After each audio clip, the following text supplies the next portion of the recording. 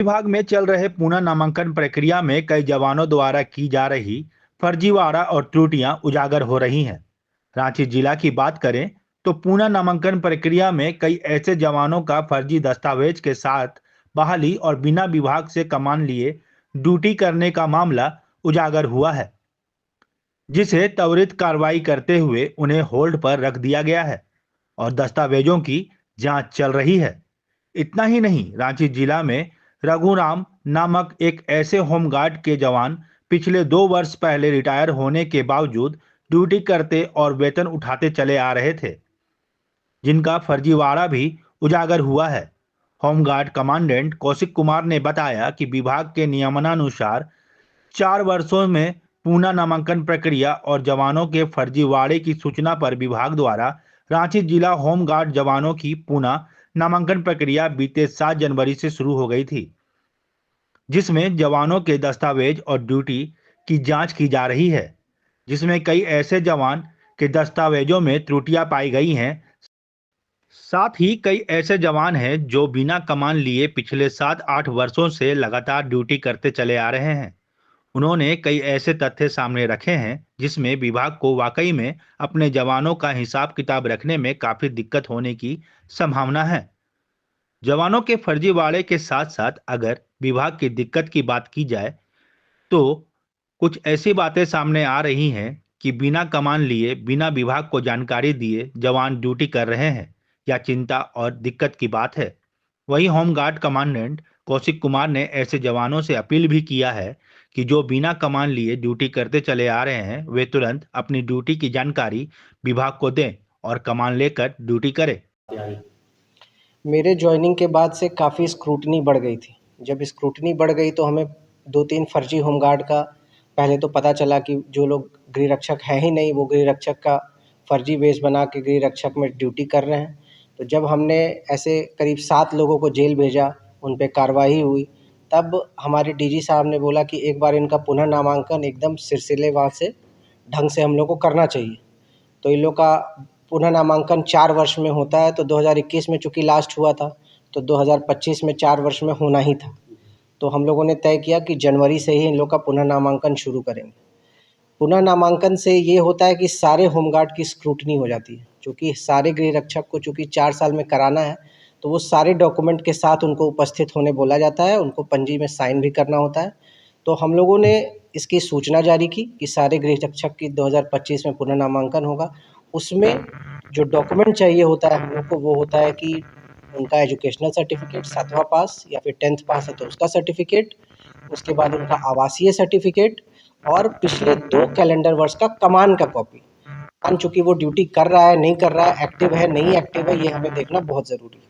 तो जब ये प्रक्रिया जब शुरू हुआ तो जितने पुराने जवान हैं जिनके पास डॉक्यूमेंट ही नहीं था, उनमें तो भगदड़ मच गया कि आखिर इतना चेकिंग हो कैसे रहा है। तो बहुत सारे जवान टर्न अप भी नहीं होने लगे और बहुत सारे जवान जो टर्न अप हुए तो मैक्सिमम का मैंने होल्ड पे डालना शुरू किया, जिनका भी डॉक्यूमेंट अवेलेबल नहीं था। 7वां पास है, बहुत सारे ऐसे सूचना भी आ रही थी कि फर्जी 7th पास बना ले रहा है, फर्जी 8वां पास का सर्टिफिकेट बना दे रहा है। तो जब हमारे संज्ञान में आया उस तरह का डॉक्यूमेंट, तो उन सब का हमने होल्ड पे डाल दिया। प्लस बहुत सारे विभाग में कमान की कॉपी ही नहीं है। चूँकि एक गृह रक्षक जाता है और 8 साल, 7 साल, 10 साल लगातार ड्यूटी कर रहा है एक जगह पे, वो वापस कमान लेने का ज़रूरत ही नहीं फ़ील करता है।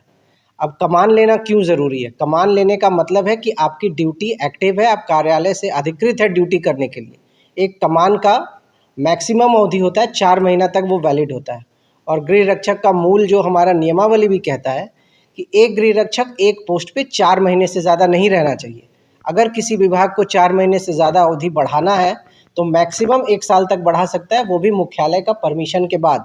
लेकिन रांची जिला में 8 साल, 10 साल, 12-12 साल, 16-16 साल से लगातार गृह रक्षक ड्यूटी पे बने हुए हैं। ना वो कमान लेने आते हैं, ना वो डॉक्यूमेंट वेरिफिकेशन करवाए हैं। कुछ गृह रक्षक ऐसे भी पाए गए हैं जिनका पुनः नामांकन 21 में था भी नहीं, वो गृह रक्षक हैं भी नहीं और लगातार ड्यूटी पे बने हुए हैं। ऐसे सारे गृह रक्षक को हमने तुरंत होल्ड पे डाल दिया है। और कुछ गृह रक्षकों को हमने अब जब ये पुनः नामांकन जब शुरू हुआ तो सारे विभाग में चूँकि इतने दिन से कमान लिया ही नहीं है वो लोग, पिछले 2 कैलेंडर वर्ष का कमान नहीं है, तो कॉल आना शुरू हुआ कि अरे कमान नहीं है, इसका कोई उपाय बताइए।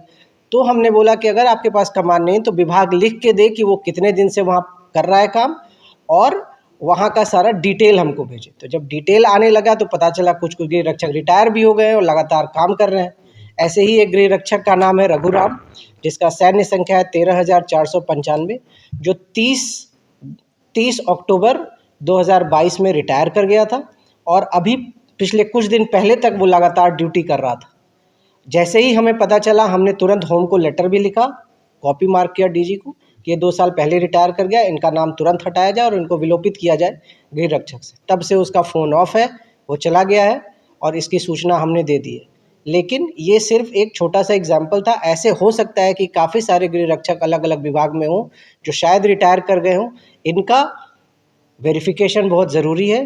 तो मेरा यही निवेदन है सारे विभाग से कि जितने भी गृह रक्षक हैं उनको हमारे ऑफिस में भेजा जाए, सारा डॉक्यूमेंट भी वेरिफिकेशन कराया जाए, और जब तक एक प्रॉपर कमान ना हो गृह रक्षक को, उनको ड्यूटी नहीं दिया जाए। सर कमान नहीं लेते हैं, ऐसे जी ऑर्डर नहीं लेकर के जी ड्यूटी करते हैं जी और ऐसे में अगर उनके द्वारा कोई घटना को अंजाम दिया जाता है जी तो उसकी जिम्मेवारी भी तो विभाग को मिला जी जी विभाग की होती है कि अब चूंकि कमान नहीं है उसके पास, वो लगातार ड्यूटी कर रहा है। गृह रक्षक क्या करता है, एक जगह चला जाता है, वहाँ के अफसर से साठगांठ बना लेता है और उसको लगता है अब हमें हमारे ऑफिस में जाने की ज़रूरत नहीं है क्योंकि भुगतान हमारा यहीं से हो रहा है। लेकिन ये सरासर गलत है। उसका कार्यालय जो है, जो पेरेंट डिपार्टमेंट, वो जिला समादेष्टा कार्यालय है। उसको हर 4 महीना में अपना आके वेरिफिकेशन और एक प्रॉपर कमान लेके ड्यूटी करना चाहिए, ताकि कभी भी कुछ हादसा हो तो हम लोग सरकारी जो भी उसको मुआवजा हो, जो भी हो, पूरा विभाग उसके साथ खड़ा रह पाए ज़रूरत के समय। तो क्या अपील करना चाहेंगे ऐसे जवानों से, अब खासकर जिन ऑफिसों में से जवान हैं, क्या आप अपील करना चाहेंगे कि उनका जो है डिटेल्स यहाँ भेजा जाए? मैं सभी विभाग में जो ऑफिसर लोग रखे हुए हैं होमगार्ड, उनसे यही निवेदन करता हूं कि सारे गृह रक्षक की उपस्थिति विवरणी हमारे ऑफिस में आया जाए। उस उपस्थिति विवरणी के दम पे हम एक डिमांड भेजेंगे कि इसका इतना हो रहा है। उसमें एक और भी पॉइंट आता है कि एक कल्याण कोष है हमारा गृह रक्षक का, उसमें गृह रक्षक 50 रुपया अपनी तरफ से कंट्रीब्यूट करता है हर महीने, जिससे कभी उसके साथ कोई ऐसा हादसा होता है, एक्सीडेंट होता है या किसी तरह की घटना हो जाती है अप्रिय, तो उसको विभाग की तरफ से मोटी रकम मिलती है। लेकिन जितने भी विभाग में गृह रक्षक काम कर रहे हैं, ना उनके कल्याण कोष से राशि कटौती हो रही है, डायरेक्ट पेमेंट हो रहा है।